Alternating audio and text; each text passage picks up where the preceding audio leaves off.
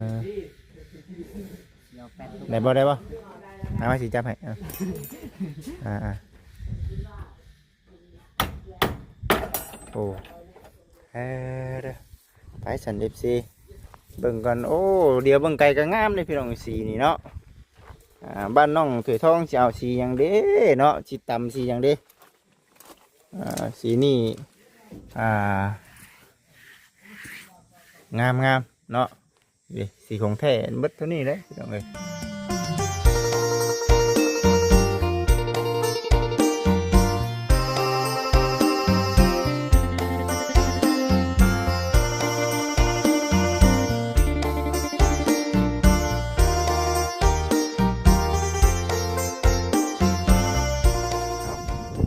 พ่อแม่พี่น้องFCทุกท่าน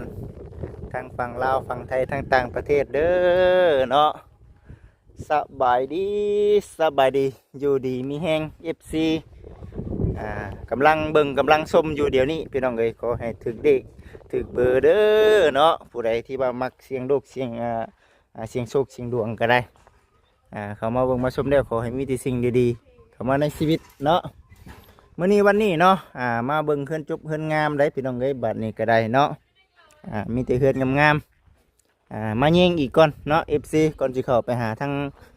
น้องๆเพิ่นเป็นสีเนาะสีนี่ FC ก็ว่ามักนำคือกันได้ทั้งเธอแม่เพิ่นก็มักเด้ทั้งเธอแม่เพิ่นก็โอ้ยคักหลายลูกเอ้ยว่าซั่นบ่จิตเองก็ดีใจแล้วบ่จิตเองก็ได้เนาะ เป็นสีนี่เด้อ FC เนาะโอ้งามเนาะ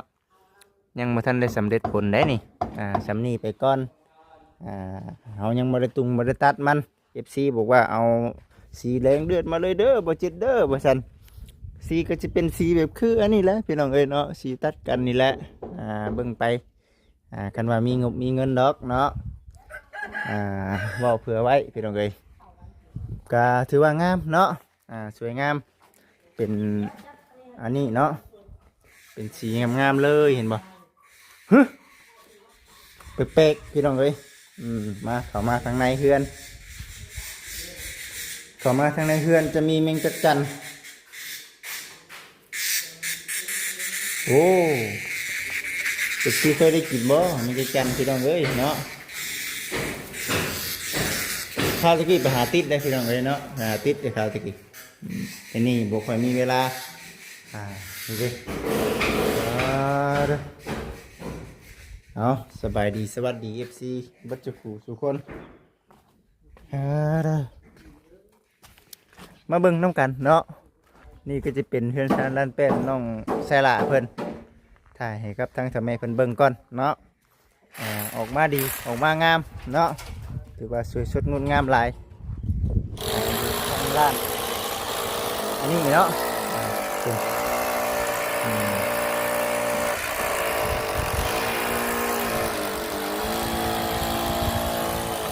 สวยงามพี่น้องเลยออกมาหารอเบิ่งข้างนอกก่อนก่อนที่เข้าไปทางในเฮือนรีวิวทั้งข้างนอกให้กับพ่อแม่พี่น้องที่ได้เบิ่งได้ชมก่อนเด้อเนาะให้กับทั้งสาวแม่ที่ว่ากำลังเบิ่งกำลังชมอยู่โอ้มาฮอดพี่แล้วนี่เนาะสวยงามพี่น้องเลยถือว่าโอเคคักลายก็ถือว่าสีครั้งนี้ก็ท่าแล้วนี่เนาะไว้แท้นี่พี่น้องเลยปอดูสีแล้วได้นี่เนาะ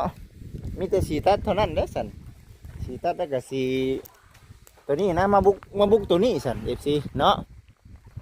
มาบุกเฮือนครัวบัดเฮือนครัวนี่คือท่าทั้งนอกนี่ก็คือสีพอแต่ว่าสีภายในนี่สีแท้ภายในเนี่ยคือมันเบิดเนาะต้องได้เอามาอีกถังนึงบริษัทนะก็เลยว่าสิเข้ามาหาน้องเพิ่นก่อนเนาะเอาช่วยสบายดี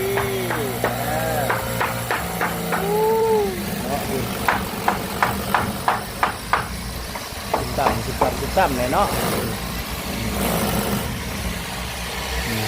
นั่นก็คุณเนาะแล้วว่ามาบ่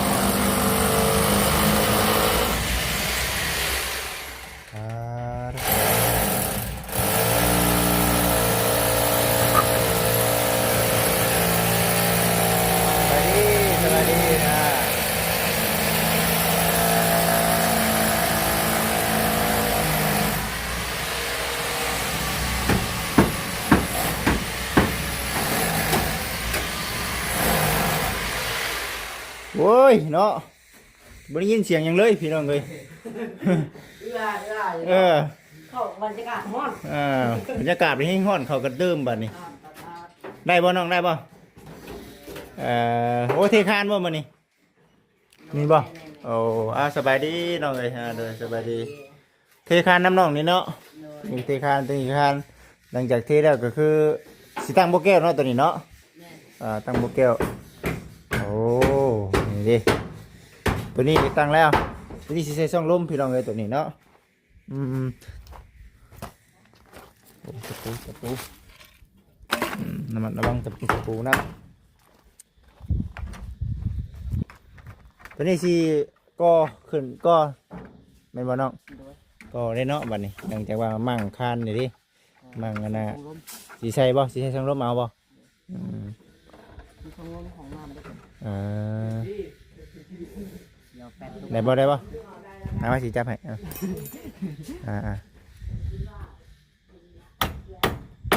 โอ้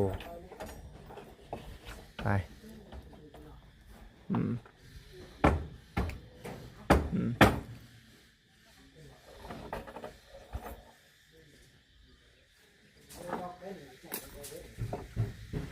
บ่เราตอกบ่ตอกแค่ปูบ่ บอก ออกได้บ่โอ้มึงเด้อจับเลยทางน้องโอเคพัดเลยโอ้สวยงามมีแต่สีโก้ได้พี่น้องเอ้ยมื้อนี้โอ้แต่ว่าตัวนี้ยังสิได้ใส่คานบ่หรือว่าโก้ขึ้นไปเลยน้องนี่ ก็ขึ้นได้หน่อยแล้วก็ตั้งใส่ชั้นลมแล้วก็กรอกปิดเลย ก่อไปเลยเนาะบ่เทคานเนาะโอ้มาเทในข้างนั้นเอาโอเคไว้อีดอกเนาะตัวนี้บุกเกินอย่างซ่ามื้ออื่นซะเนาะว่าอย่างซ่าได้นี่ เนาะแม่นอยู่เนาะลืมไปมื้ออื่นบ่ได้เฮ็ดดอกมื้อนี่อื่นเรียกหลายโจก่อนเพิ่นว่าโจกระโจแหละซะเนาะพี่น้องเอ้ยตัวนี้อีกเนาะก็ตัวนี้อีกบัดก็ของน้ำอันน่ะสีเด้อน้องสีตัวข้างนอกนี่พอบ่กล้าบ่พอบ่สีรองพื้นเฮาพอบ่นี่รองพื้น แม่สีรองพื้น รองพื้นยังขึ้นทัน โอ้ยังเนาะสีแท้ก็ยังเนาะเพียงแต่ว่าคันว่าเฮามีเงินมาซื้อก็ซื้อสีภายในโอ้ รองพื้นในหน้าที่พ่ออยู่ทันได้ฉันมีแต่คันว่ามีงบก็สิซื้อสีฉันเนาะ FC เนาะสีมาให้สีไหนเตรียมพร้อมเนาะเต้นน้ำบุ้งได้มือนี่บ่แม่นเนาะมือฮื้อพุ่นบ่มือฮื้อเป็นมือแท้มืออื่นเป็นมือเกียมเด้อฉัน FC เบิ่งไปนํกันสิเป็นจังใดก็ได้แทกแล้วถวดแทกแล้ว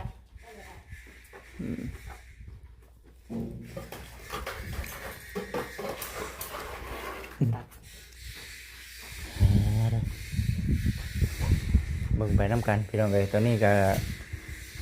ปุ่นและสีเทคานก่อนหลังจากว่าเทคานก็กันว่ามันว่างพอเฮ็ดได้ก็สิมาก่อตัวนี้ท้าว่าซั่นหั่นนะคักปันยัง FC เอ้ยเนาะพุ่นตัวนี้นะถามน้องเพิ่นสีของแท้นี่พอเด้อพี่น้องเนาะโอ้สีทั้งนอกนี่สิบ่เบืองเนาะคือบาทเดียวเลยเนาะน้องเนาะข้างในมันแบบเขาได้ขันหอมเด้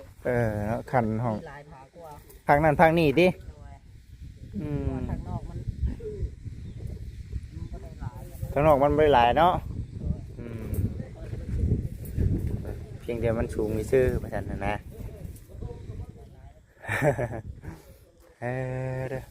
ไปสันเอฟซี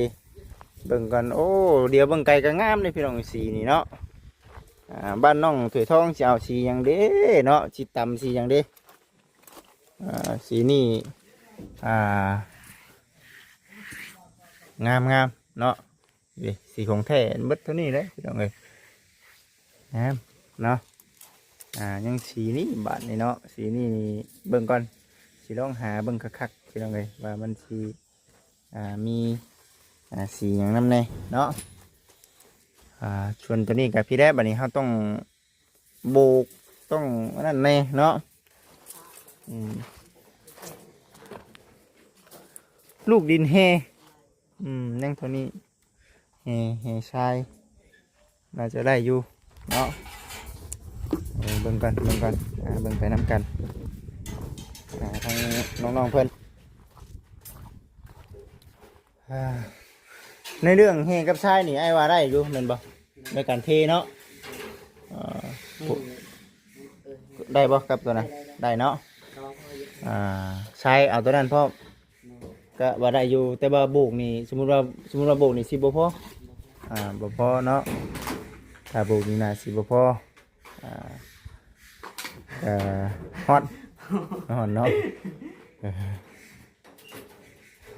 มันสิเป็นจังไดก็เบิ่งกันไปน้ำกัน FC เอ้ยปูนนี่ก็เบิ่งไปน้ำกันมีแต่อันนี้แหละเอาให้มันเบิดรถเนาะตัวนี้แหละนี่แต่ว่ามันในการเทเฮาก็ได้เอาใช้เลยพอเฮาเอามาหึงได้ตัวนี้เนาะมีแผนว่าสิติดตากะลุพี่น้องเอ้ยตะกี้น่ะก็เลยว่าอันนี้ก็อยากเฮ็ดมาตัวนี้น้ำแน่ว่าซั่นก็เลยว่าญาติมาใช้ตัวนี้ก่อนว่าซั่นก็เลยบ่ทันน้องจ้อยเนาะ บ่ทันเฮ็ดน้องจ้อยว่าซั่นน้องจ้อยเพิ่นแล้วน้ำหน้าไปลายเด้อพี่น้องเอ้ยมาเด้อเนาะมาเด้อปิดนี่เอานี่ไปได้ปะจักดูดน้ำก็ถือว่าโอเคพี่น้องเอ้ยคักอยู่ได้ล่ะงามเนาะในเรื่องเป็นสารลันเป็ดของทางน้องๆเพิ่นอีกบ่ล้นอีกบ่นานถือว่าสำเร็จผลเนาะบทแสดงที่ทาง FC เพิ่นติดตามมาโดยตลอดมาเบิ่งมาชมมาเบิ่งความคืบหน้าไปน้ำกันว่าซั่นนะถือว่ามีการเปลี่ยนแปลงไปอยู่ FC เอ้ยในเรื่องสีบ้านแน่แล้วเนาะน้องๆเพิ่นทากะงามตัวนี้ก็ต้องได้ทาเป็นสีแบบเดียวกันข้างในเนาะหนึ่งข้าวหนึ่งน้ำกับแค่ในตัวน้องเพิ่นว่ามีเตาแก๊สแม่นบ่สามารถใส่ข้างในได้ก้อนตีไปสั่นแล้วกับตัวนี้แหละพี่น้องเลยเป็นสารลันแป้นเพิ่นเบิดเท่านั้นโอ้สีบ้านสีเฮือนสวยงามเนาะทั้งทำไมเพิ่นมักกับบริจิตเองก็ดีใจเลยพี่น้องไอซีนี่ก็ได้ทางไอซีก็ว่างามอยู่งามในแบบของมันเนาะเพียงแต่ว่าผิดเป้าสิดอกบริจิตว่านะ แต่ว่ามันก็งามอยู่สีแต่ว่าผิดเป้าจากที่เขาคาดไว้เชื่อคนเป็นจริงก็งามอยู่เนาะ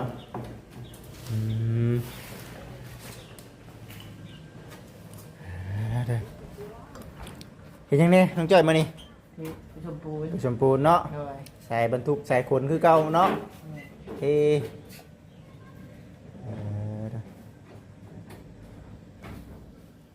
มาเบิ่งน้ำกันสีทุกท่านดีมุกดีใจนำทั้งน้องๆที่ผู้รักผู้ใหญ่คนช่วย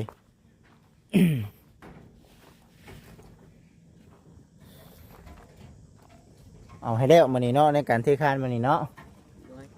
เทคานตัวนี้แล้วก็พักผ่อนได้พี่น้องเบิ่งดูโอ้ใกล้ช่วง12 โมงนี่ได้นี่เนาะจะคิดแล้วบ่แล้วเรื่องที่เติมพลังก่อนกับไปชีวิตเนาะมันก็บ่ง่ายปานใดแล้วว่าเป็นไงเข้าน้องดาวอันน่ะเป็นไงเพิ่นเมื่อยบ่บ่าย 1 บ่าย 2จนฮอดบ่ายฮู้รวยเมื่อยเพิ่นเมื่อยรอบดึกนะปลุกกันทุดเพิ่นเฮ็ดเป็นตาตกใจเนาะรวยเมื่อยตอน12 โมงจะเข้าบ่าย 1น้องดาวนอนน้ำเพิ่นเมื่อคืนนี้นอนนำบ่ดีแล้วสีเพิ่นยังเป็นห่วงอยู่ ทั้งน้องชายหลาน้องเสือทองแล้วว่าซั่นมาเป็นเพื่อนนำว่าซั่น จ้อยนอนน้ำกันเบิด นอนกันเนาะใครอยู่ซั่นเบิ่งกันนี่แหละยามเจ็บยามเป็นเนาะ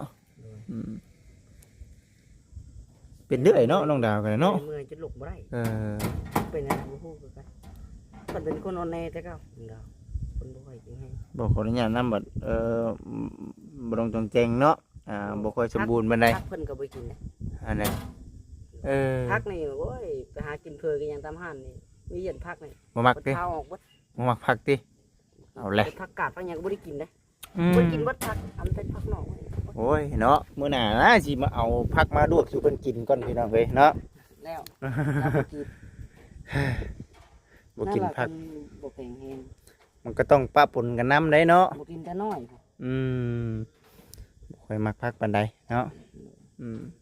บัดเฮาก็มักอยู่เฮาพักอยู่ได้กินพักอยู่พักก็ได้ บ่เพิ่นน้ำในก็บ่ปานใด อืม น้องละคนแห้งๆนะ น้ำก็บ่ค่อยมักติ หรือแบบต้มแกงแบบบ่ค่อยแบบหมักแบบสมปิ้งอหย่างนะ มักปิ้งเนาะ ต้มแกงแบบเป็นพวกนั้นแบบบ่ค่อยสดนะ อืม กินแต่ตอน กินแต่ตอนเนาะโอ้ยคนที่ช่างนี่เนาะคือเป็นอันนี้เออเฮ้ยเนาะมักกินปิ้งกินอันนั้นนะแห้งหน้าเพิ่นมักนะอืม คนเลิศจ้าง คนเลือดจางเนาะ คนเลิศจ้าง ก็เลยบ่แข็งแห้ง จ้างในขู่มันหลายนะใช่ขู่นั่นบน เฮ้ย น้อยใกล้ อืม และเอฟซีเอ้ยเนาะสวยงามสวยงามสวยงามบ้านน้องๆเพิ่นสีสวยสีสวยเอฟซีเอ้ยเขายังบ่ได้เทกันเปื้อนยังบ่ได้ตัดสีเด้ มันก็เป็นสีอีกแบบหนึงเด้ มันยังบ่ทันแต่งหน้าแต่งตาแล้วเนาะอันนี้ทั้งแต่งหน้าแต่งตาไปนำทั้งเฮ็ดไปนำบาดนี้ก็ได้จักสิเบิ่งอันหยังบ่ซั่นอยู่ข้างนี้บัดเฮ็ดแล้วเรียบร้อยทาสีเรียบร้อย ครั้งนี้ยังบ่ทันได้โบกพี่น้องเลยเนาะ มันก็เลย จักสิว่าจังได๋ บุกแล้วถ้าสีแล้วได้หยิบ แม่น ผามันคือสิผาใหญ่ แม่น นี่ได้แต่ครึ่งหนึง ได้แต่ครึ่งหนึงอันนี้เนาะอันนี้ก็สิเป็นผ้าลวดยาวเลยได้ทางนี้มันก็สิงามอีกแบบหนึงเอาล่ะเบิ่งซัน FC เนาะไปนี่แหละนั่นแหละพี่น้องเอ้ยก็เด้อถือว่าคักๆๆๆสวยงามสวยงามดีใจนะพี่น้องเลยเบิดเท่านั้นเจ้าของเพื่อนเพิ่นคือเงียบแท้มานี่เนาะไปใช้น้องไม้บ่ได้เด้เนาะคนสิมาหลายหนีบ่ได้เด้อน้องไม้เนาะหนีไปชังเนาะไปบอกคนบ่ได้เนาะสิเว้าในนี้แหละเงียบได้เพื่อนเพิ่นมานี่เนาะเงียบเอานั่นแหละ FC เอ้ยถือว่ากำลังงามกำลังเห็ดอยู่คุณทางน้องพลอยก็มาอยู่น้ำสีทำหาหลายอยู่ตอนนั้นมีแต่ว่าในเรื่องของการเห็ดของน้ำของในเนาะก็สีมื้อหน้าเพื่อนแหละยังไม่ได้แล้วไงมื้ออื่นก็น่าสิหยุดมื้อฮื้อเฮงหยุดคักเนาะมื้อตึงอีกมื้อเก็บการเก็บงานได้บัดนี้เนาะแต่ว่ามีเขาจะเอาเต็นท์มากลางบ่แต่ว่าชวนในการเอาเต็นท์มานี่เขาเจ้ามาส่งเองบ่ โดย มาส่งมาเก็บเองเนาะแม่นบ่ โดย โอเคแน่ซะก็เป็นไปได้มันจังบ่ได้ให้ทาง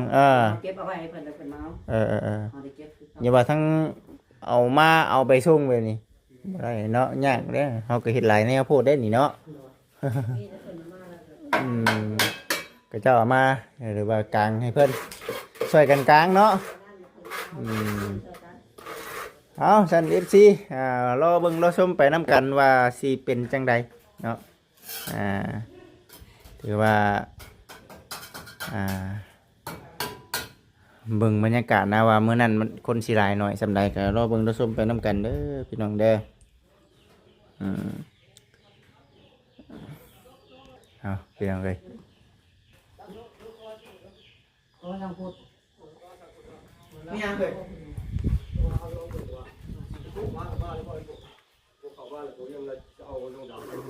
เอา เราเบิ่งแล้วหลุดบ่ได้ ยังขอโทรหาใคร เมื่อคืนนี่ก็ลุกไรเลยตีนไรเป็นอะไร เป็นนั่นเนาะ เอาเรื่องเอาไปปวดอยู่ ทีมปกตินะไข่ไข่รัวขึ้นไข่ทั้งช่วงรุดเลย เป็นนั่นเนาะ เอาไปจักเงินครับมีผู้ใหญ่เป็นให้เอาไปหมู่ ผู้ใหญ่เพิ่นให้เอาไปบ่ เลย โอ้ยเนาะบ่จิตบ่คิวจักมามื้อนี้เนาะบ่ได้เอารถใหญ่มาแต่มาเอารถมายังว่าสิให้น้องเพิ่นไปนำ ปวดอยู่ตรงเดียว อืม ลาที่ดงจ้ะ อยู่ดงนี่มีสัญญาณในเนาะคำอยู่ดง เราว่าที่หาพื้นเราว่าที่หาพื้นเนี่ย เออ หาพื้นทำอันนี้ เราขับที่ส่งหาพื้นเลย อันนั้นไดโอ้ยเนาะ เลยเดี๋ยวลงเลย เออ ส่งคืน อยู่ข่อยอยู่บอนข่อยอยู่พื้นหลายเพิ่นเนาะเพิ่นสิเว้านี่แหละข่อยสิเอามาบ่ได้ฮะ เดี๋ยวว่ารับผิดชอบ ข่อยสิไปหารักต้นไม้ต้นตอกเขาแถวนั้นแล้วเอ้ยว่าหยอกก็ชื่อเด้อพี่น้องเด้อเนาะ เอาหัวแล้ว เออ เอาหัวชวนมันเจ้าหน่อย เออ เลยเลย เออ มาติด บ่ติดยันอยู่ป่าอยู่ดงพุ่น ก็ดงมันงานมันไปแล้วทางทางฝุ่น อย่าดอกเนาะเอาไปโดดเด้นี่เด้ซะ คนเคยค่ะน้องอย่าติดน้องคนนี้ แม่นบ่อืม แต่ว่าเป็นยางมาคนตีเฮาแล้ว ยุ พี่น้องแม่เพิ่นไปเลย อืม บอกก่อน แป้นะมาแค่ไหนแล้วก็แป้ก่อน อันนี้ซะพี่น้องทางไปซะเนาะเดี๋ยวกำมันอาการบ่นั่นดีก็จึงว่ากันมันยากดีก็ไปแล้วพอไปก็ไปเนาะอาการมันเจ็บมันปวดได้ซะสิรอถ่าคนอยู่ป่าอยู่ดงก็มันก็ผู้เจ็บพี่แล้วเนาะแต่ว่าในเชิงที่เฮาคิดว่าตัวนี้ก็มีความคิดย่านอยู่ว่าพี่น้องเพิ่นบ่ฮู้จักนำตัวนี้ก็มีความคิดอยู่แต่ว่าเดี๋ยวพังไปเนาะเบิ่งไปให้แล้วตัวนี้กันฮะ คืนสุบระเบิดกัน เบิดมือเบิดคืนติ มาเชื่อไปขึ้นเลย เออ บ่มีรถรถแบบคันปุ๊กรอคือมันขึ้น มันดึกเนาะ มันสิแจ้งเลย 2 โมง1 โมงแล้วก่อนตื่นเที่ยงคืนขนาดนั้นบน โอ้ยบัดสิเป็นเนาะอ๋อนั่นแหละมันก็บ่ได้เต้นน้ำบงน้ำหมู่แล้วมืออื่นมือฮือนี่เนาะเอาตู้มาข้างในบ่นี่ บ่ได้เอาตู้น้อย เบิ่งตัวน้อยสโลมาสินะเบิ่งคือหยังเนาะ เอ็นไป3อยู่แล้ว ได้คือกัน แต่ว่าเพียบพร้อมยาคูยาชาเนาะ เอาตู้สั่งขุดไปแล้ว อืม ตู้พาดอะไรมาแล้ว ฉะนั้นก็ได้เลยเนาะFC เนาะเอาคือสิประมาณนี้แล้ว FC ก็สำหรับคลิปนี้ก็ผู้แน่เดี๋ยวจังว่ากันเนาะในเรื่องของทั้งน้องดาวว่าสิพากันเฮ็ดจังไดบ่เวียงเพิ่นรับผิดชอบคันว่าไปก็เวียงเพิ่นพุ่นแหละสิพาไปพาแดนเด้อ FC เด้อเนาะเอาอยู่ดีมีแฮง FC เบัดทุกคู่ทุกคนปราศจากโรคภัยไข้เจ็บทุกประการมื้อหน้ามื้อในคลิปต่อไปสิอัปเดตให้กับ FC ได้เบิ่งชมว่าไปเฮ็ดไปฮอดกันต่อมาแล้วเนาะถือว่าเราเบิ่งชมไปนํกันในเรื่องการซื้อคานมันสิแล้วมื้อใดวันใดเนาะคักแต่บ้านน้องไสลานี่แล้วเนาะอยู่ในเฮือนในซ่านก็เลี้ยงแมงจักจั่นไว้พี่น้องเลยเนาะอยากกินก็ไปเก็บเอาเองโดดนี่เนาะไผไปติด ใช่ บ่ ให้เพิ่นเอามาแต่นะ เออ เพิ่นจะเอาไปขายแล้ว โอ้คักไรแมงจักจั่นเนาะเอา FC เบิ่งไปนํกันซั่นได้สำหรับคลิปนี้ก็กล่าวคำว่าสบายดีพี่น้องเอ้ย